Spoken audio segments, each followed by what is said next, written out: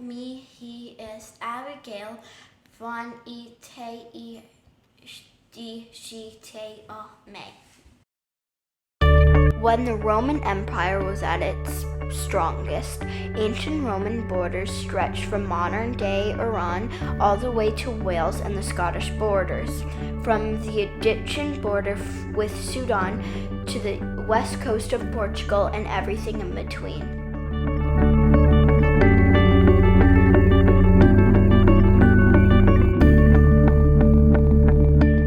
The Romans even occupied Judea, which is modern-day Israel.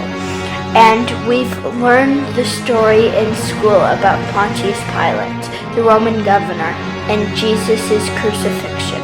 Ancient Roman civilization was really big. They built roads and settlements all over so people, ideas, and technology could spread across more than 5 million square kilometers. To learn more about ancient Rome, I spoke to my cousin Zoe, who lives near an ancient Roman settlement in Yorkshire, England. She has been studying ancient civilizations in school and has done lots of research on ancient Rome. Hi. How's it going? Good, how about you? Yeah, good, thanks. Before we start, thank you for doing this. So, where are the borders of ancient Rome? Height, the empire, so from like northwestern Europe, so that's up like where the UK is, to the Near East, sort of near Asia, well not as far as Asia, but including all Mediterranean land as well. What did the ancient Romans do for a living? Okay, so though it depended on your social standing because Rome was quite a hierarchical society. So at the top you had like senators, and they were like the politicians, and they worked directly below the empire. Mm-hmm. And then there were different levels within senators. Then you would have sort of general citizens who would work in things like construction, some would be teachers, like just general things like that. A lot worked in the armies when they could, and then there were also quite a lot of slaves, but that's not really working for a living, but they would work either in households, or all the gladiators and stuff were technically slaves as well. Why did Rome invade all of these countries? So, well, as Rome became wealthier, they wanted to expand even further to become more wealthy. Mm-hmm. But they had this mindset where they weren't happy just to conquer like nearby land. They wanted to go as far as they could to see what riches they could get from further countries, and wanted to expand the empire, basically. Oh. Why did the Roman Empire fall? Well, I mean, there's several different like factors. Depends how much you think each factor like actually contributed to it. They suffered quite a few military losses against other forces. I think specifically there were like German tribes from further north. There were economic problems as well because with constant wars, overspending. They increased taxes, and that increased like a great divide between the wealthy and the less well off.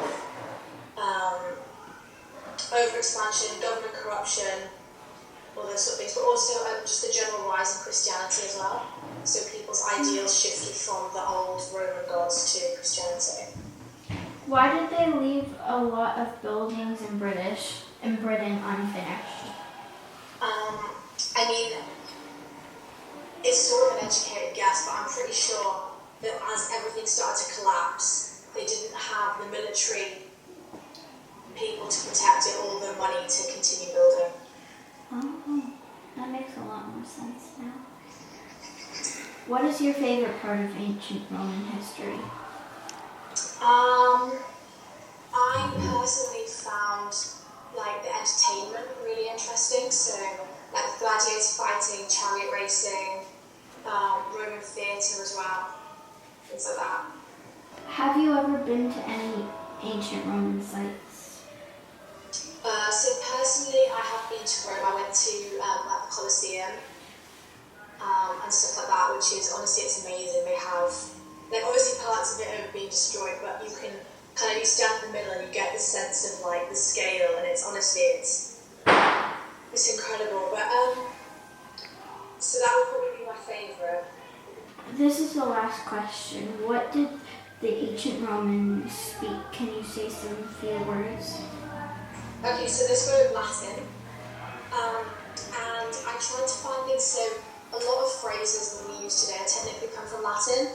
So, for example, like etc. Is a Latin phrase of things like to continue. You might have heard carpe diem, means seize the day. Per se, yeah. There's like quite a lot of, also like, you know, e.g. as like example. Yeah. That's actually shortened from a Latin phrase.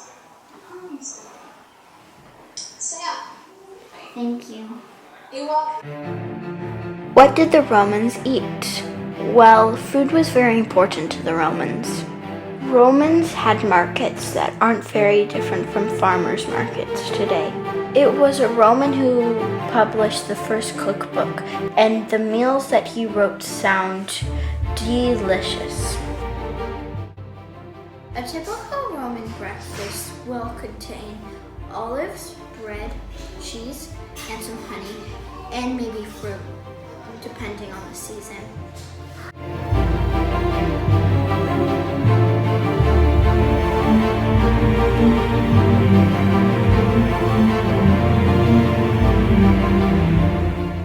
Yum.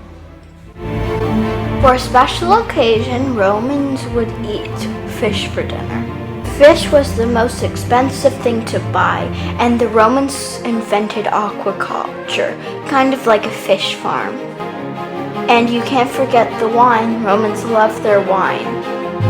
Romans were concerned about hygiene. They built lots of baths across the empire so that they could stay clean. The remains of a Roman bath are even on the same road of the hospital I was born in. Also, Romans designed pipes and sewers to carry waste from toilets away from their house. You want to know something really gross? In public bathrooms, when it was in the Roman Empire, instead of toilet paper, they had one sponge on a stick, and they had to share that whole sponge for the whole day in the public bathroom. Imagine doing that.